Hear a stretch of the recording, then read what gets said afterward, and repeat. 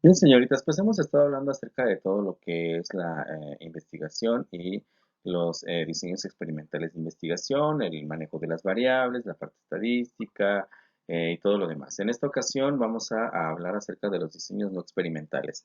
Y pues la investigación experimental, de acuerdo pues, al libro de metodología de la investigación, van a ser estudios que se realizan sin la manipulación deliberada de variables y es en base a lo que solo se observa de los fenómenos en su ambiente natural para analizarlos. Entonces, en un estudio no experimental, realmente no se genera como tal una situación, sino que vamos a observar a partir de lo que está ocurriendo en la realidad, de algo ya existente. No es como en una investigación de tipo experimental donde se provoca la situación que se va a analizar. En el caso de las no experimentales esto no ocurre, ¿sí? Entonces aquí pues no hay manejo o manipulación de las variables de acuerdo a los resultados porque vamos a observar directamente el fenómeno en la realidad. La investigación no experimental también es sistemática, también lleva parte de lo que es la metodología, pero es empírica, es decir, que se observa directamente en la realidad. Por lo tanto, aquí nuestra variable independiente, que es la causa de la variable dependiente, no se puede manipular porque esto es un fenómeno que ya está ocurriendo en la realidad. Entonces, vamos a ver un ejemplo aquí, obtenido del libro, obviamente, y dice, un ejemplo no científico, eh, para que ustedes puedan entender esto, es que en una investigación experimental, hacer enojar intencionalmente a una persona y ver sus reacciones. ¿Por qué? Porque aquí nosotros estamos manipulando precisamente, vamos a provocar, hacer enojar a la persona para saber qué reacciones tiene. ¿Sí? Entonces eso sería experimental. Yo lo estoy induciendo a través de mi planteamiento del problema, de mi formulación de hipótesis y manipulación de variables. Mientras que en la investigación no experimental, aquí vamos a ver las reacciones de esa persona, pero cuando ya llega enojada. Vamos, no es lo mismo hacer el experimento en yo voy a hacer enojar a mi mamá para ver cómo reacciona, para ver sus caras, sus gestos, todo lo demás, que yo ya observar a mi mamá enojada, o sea, ya verla en una situación en la que llegó enojada o se enojó por alguna situación, pero que yo no provoqué. Entonces, esta sería la diferencia entre estos dos tipos de investigaciones, entre las experimentales y las no experimentales. Por lo tanto, de acuerdo a Mertens, perdón, él señala que la investigación experimental es apropiada para variables que no pueden o deben ser manipuladas o resulta complicado hacerlas, ¿sí? Entonces vamos a ver algunas de estas situaciones en la siguiente tablita que se marca en el libro y que después vamos a estar analizando.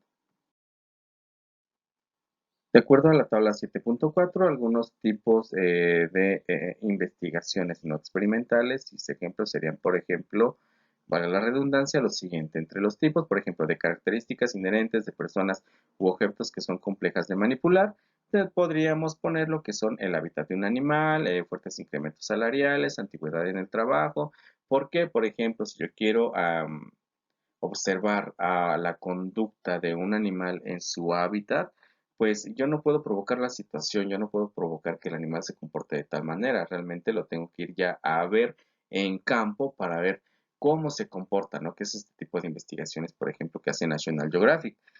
Características que no pueden ser manipuladas por razones éticas, como el consumo de alcohol, tabaco o un medicamento, agresiones físicas, adopción, estado civil de los padres y demás.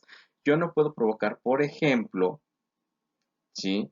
Un divorcio de mis padres nada más para ver cuáles son las causas. No, realmente yo esta investigación la haría pues cuando ya se está dando el divorcio, pero por diferentes situaciones que yo no he provocado, que es a lo que veíamos en lo de hace rato, ¿no? En una investigación experimental no se provocan la manipulación de las variables. Y otro sería por características que no es posible manipular, como por ejemplo la personalidad, el carácter, el temperamento, hechos históricos y demás. Entonces, aquí es donde pues se vuelve empírico, donde se vuelve observable en realidad, más que por algo inducido. Bien, dentro de los tipos de diseños no experimentales, entre los autores que pues, se mencionan en el libro, se hace una clasificación de acuerdo a la investigación de algunos de estos siguientes aspectos. Como inciso A, pues analizar cuál es el nivel o modalidad de una diversa variable en un momento dado.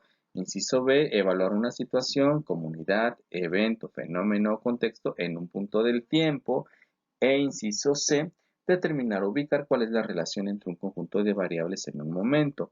Pero si ustedes se dan cuenta, dentro de estos tres puntos se vuelven no experimentales, puesto que es en determinado evento, en determinado momento, donde se va a ir de manera a observar lo que está ocurriendo en realidad. Bien, entonces los diseños no experimentales se clasifican en transeccionales y longitudinales. Los diseños de investigación transaccional o también denominados transversal, lo que hacen es recolectar pues los datos que ocurren en un solo momento o en un tiempo único, como lo que mencionábamos hace rato, por ejemplo, evaluar una situación en un determinado punto del tiempo. Entonces, el propósito de estos estudios va a ser describir las variables y analizar su incidencia o interrelación en un momento dado, ¿sí? Así es como pues se van por ejemplo, a medir, si quisiéramos hacer esto, medir las percepciones y actitudes de mujeres jóvenes de 18 a 25 años que fueron abusadas sexualmente en el último mes en una urbe latinoamericana. Para nosotros poder entender este aspecto, pues primero tendríamos que hacer un análisis y después ya ver las variables para poder dar una descripción del fenómeno. Entonces tendríamos que ir primero a observar en la realidad para después hacer esta manipulación de variables. No podemos inducir nosotros este ejemplo de abuso sexual, como lo dice el ejemplo.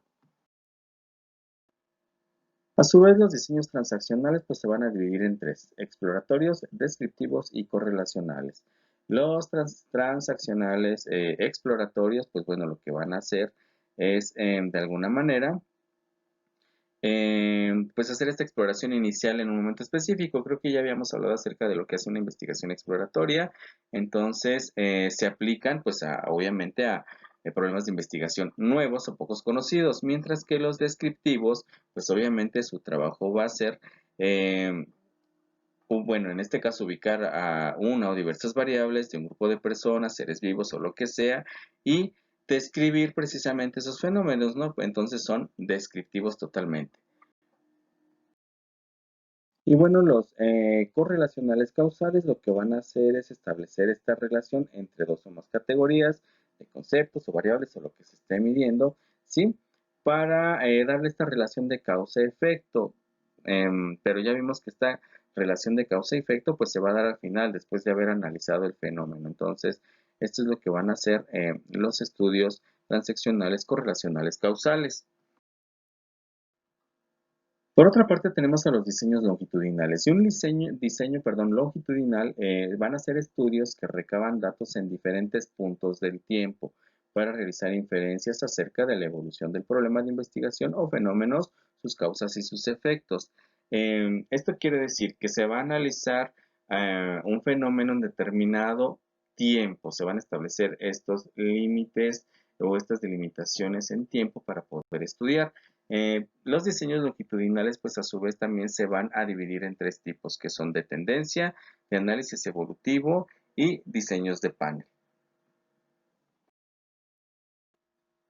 Bien, los diseños longitudinales de tendencia se refieren a estos estudios que analizan los cambios al paso del tiempo en categorías, conceptos, variables o sus relaciones de alguna población en general. Su característica principal es que la atención se centra en la población universal, es decir, se van a hacer estudios en una población y se van a evaluar cómo es que han sucedido cambios en determinado tiempo. Por eso recuerden que son longitudinales porque estamos manejando tiempo, es decir, si yo voy a analizar el alcoholismo, voy a analizar tal vez el alcoholismo en un periodo de 2020 a 2021 dentro de una sociedad, ¿no? Mientras que los de evolución de grupo, pues aquí estos se refieren a cómo se van a observar estos cambios a través del tiempo en subpoblaciones o grupos específicos, ¿sí? Aquí entonces, de alguna manera, lo que se va a hacer es vincular o identificar una característica común, generalmente la edad o la época, región geográfica, dependiendo, pero de un grupo en específico. Vamos, supongamos que ahora voy a tratar el alcoholismo, pero a lo mejor voy a hablar en jóvenes de 18 a 30 años, ¿no? Por ejemplo, entonces ya estoy ahí especificando un determinado subgrupo dentro de mi población o universo. Y los longitudinales de panel pues van a ser como que la mezcla de los dos anteriores. En estos lo que vamos a hacer es que, pues bueno, como dice aquí, lo que van a hacer es que se van a utilizar los mismos casos o participantes que van a ser medidos observados en todos los tiempos o momentos para llevar a cabo, es decir, dentro de el de tendencia y el de evolución de grupo lo vamos a utilizar para observar fenómenos. Entonces a esto se refieren. Pero recuerden, los diseños longitudinales son marcados por el tiempo en que se está analizando el fenómeno, el concepto, las categorías de lo que estamos observando dentro de nuestra investigación. Para las actividades de su semana, dejo a ustedes el enlace al libro, que desde luego también ya tienen ustedes cargados en sus dispositivos, para que puedan hacer la actividad que se les pide. Recuerden que se entrega un día después, antes de las 8 de la noche, y si tienen dudas, comuníquense por favor.